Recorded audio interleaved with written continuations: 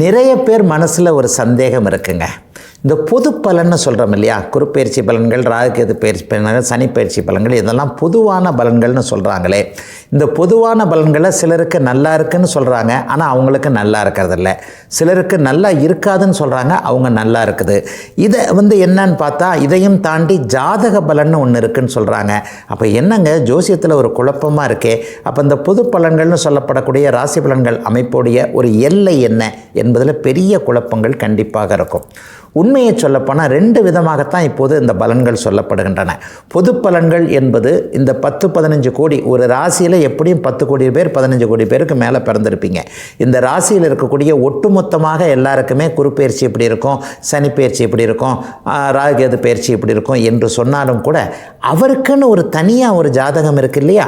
அந்த ஜாதகத்தில் நிறைவான அவர் பிறந்ததிலிருந்து அவர் அந்திம காலம் வரைக்குமே இந்த மாதிரியான பலன்கள் என்பது ஜோதிடத்தில் ஏற்கனவே தீர்மானிக்கப்பட்ட ஒன்றுன்னு சொல்கிறோம் இல்லையா.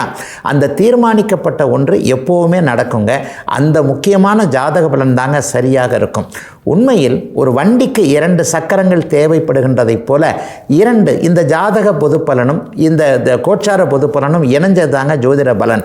ஆக உங்களுக்கு என்ன நடக்கும் என்பதை துல்லியமாக சொல்லக்கூடியது உங்களுடைய ஜாதகத்தின் வழியே வந்திருக்கக்கூடிய தசாபுக்தி அமைப்புகள் என்று சொல்லப்படக்கூடிய உங்களுடைய லக்னத்தின்படி நடக்கக்கூடிய அந்த பலன்கள் தாங்க ஒரு ஃபிக்ஸ் ஆனது. அப்போ அந்த பொது பலன் எதுக்குங்க சொல்கிறாங்க? நிறைய பேருக்கு ஜாதகமே இல்லைங்க, அவங்களுக்கு லக்னம் தெரியாதுங்க, ராசி தாங்க தெரியும். நான் இந்த ராசியில் பிறந்ததா எனக்கு ஏற்கனவே சொல்லியிருக்கிறாங்க பெரியவங்க, இந்த நட்சத்திரம்னு சொல்லியிருக்கிறாங்க. ஜாதகம் எழுதலை, என்னைக்கு நான் பிறந்தன்றதே இன்னும் துல்லியமாக தெரியாத ஒன்றாக இருக்கிறது. பிறந்த காலத்தில் சிறு வயதில் எங்கள் அம்மா அப்பா இந்த ராசி இந்த நட்சத்திரம்னு சொன்னதன் அடிப்படையில் அந்த ராசியை வைத்து பார்ப்பவர்களுக்கு ஜோதிடம் எதையாவது ஒரு ஆறுதலான ஒரு பொதுவான விஷயங்களை சொல்லணும் இல்லையா.